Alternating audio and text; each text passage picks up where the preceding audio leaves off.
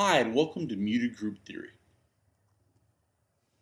Here's where we're going. Muted group, black holes in someone else's universe. The masculine power to name experience. Men as the gatekeepers of communication. Speaking online, the potential of the internet. Speaking women's truth in men's talk, the problem of translation. Speaking out in private, networking with women. Enriching the Lexicon, a feminist dictionary. Sexual harassment, coining a term to label experience. Critique, do men mean to mute?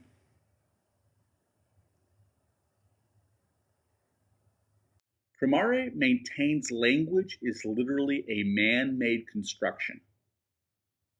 Women's words are discounted in our society, and women's thoughts are devalued. Man-made language aids in defining, depreciating, and excluding women. Muted groups, black holes in someone else's universe.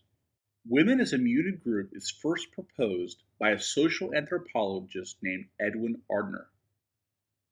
A muted group are people belonging to a low-power group that must change their language when communicating publicly. Their ideas are often overlooked. Men's dominant power position in society guarantees the public mode of expression will not be directly available to women. The ever-prevalent public-private distinction in language is a convenient way to exaggerate gender differences and pose separate sexual spheres of activity. The masculine power to name experience. Primare argues that women perceive the world differently from men because of women's and men's different experiences and activities rooted in the division of labor. Women's talk is subject to male control and censorship. Whoever has the ability to make names stick possesses awesome power. Men's control of the dominant mode of expression has produced derogatory, gender-specific terms to refer to women's talking. For example, catty, bitchy, shrill, cackling, gossipy, chit-chat, sharp-tongued. No vocabulary exists to disparage men's conversation. Women are often silenced by not having a publicly recognized vocabulary through which to express their experience. Muted women may even come to doubt the validity of their experience and legitimacy of their feelings. Men as the gatekeepers of communication. Even if vocabulary to describe feminine experience existed, women are still muted in their modes of expression and are ignored or ridiculed.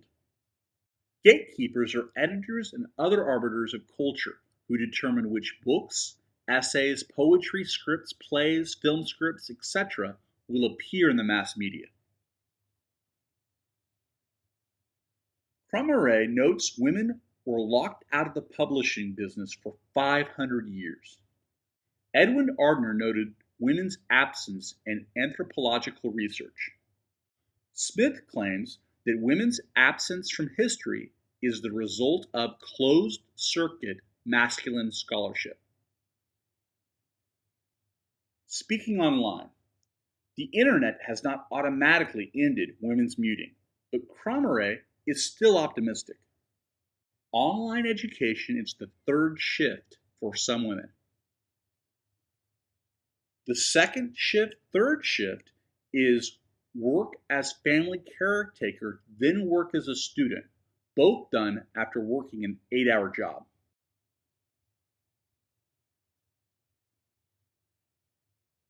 Blogs. Primare is enthusiastic about multi-author blogs because they are a more decentralized form of interaction than the traditional essay. Wikis. These are more like a nurturing and reflective dialogue rather than a threatening and oppositional conflict which might silence a collaborator.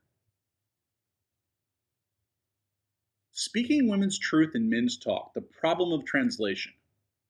In order to participate in society, women must transform their own models in terms of the received male system of expression.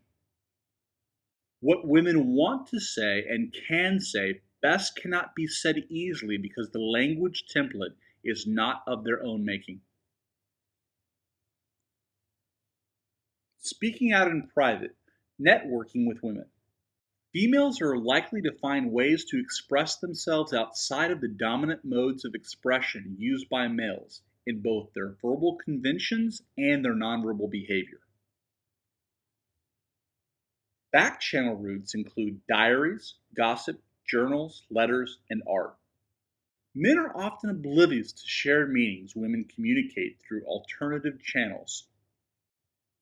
Males have more difficulty than females in understanding what members of the other gender mean.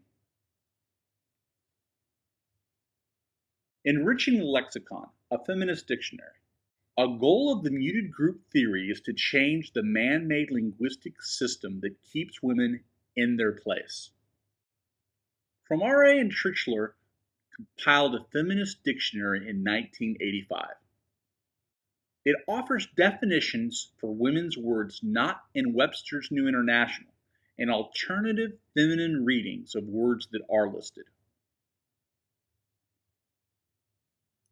Pause this frame and examine the excerpts from this feminist dictionary.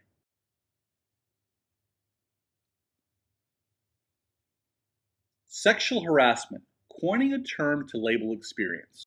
Sexual harassment is the unwanted imposition of sexual requirements in the context of a relationship of unequal power.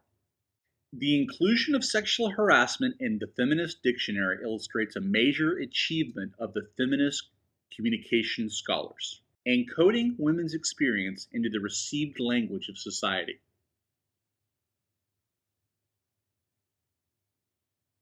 When sexual harassment was first used in a court case in the late 1970s, it was the only legal term defined by women. Critique. Do men mean to mute? A 2005 convention reflects the theory's community of support and dedication to understanding people, clarifying values, and reforming society. Some are uncomfortable with men being cast as oppressors and women as oppressed. Tannen believes that problems are caused by men's and women's different styles.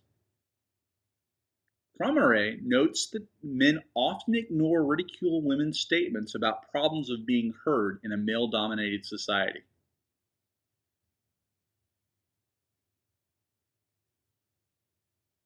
So to review our discussion of muted group theory, we discussed muted groups, black holes in someone else's universe, the masculine power to name experience, men as the gatekeepers of communication, speaking online, the potential of the internet, speaking women's truth in men's talk, the problem of translation, speaking out in private, networking with women, enriching the lexicon, a feminist dictionary, sexual harassment, coining a term to label experience, and critique.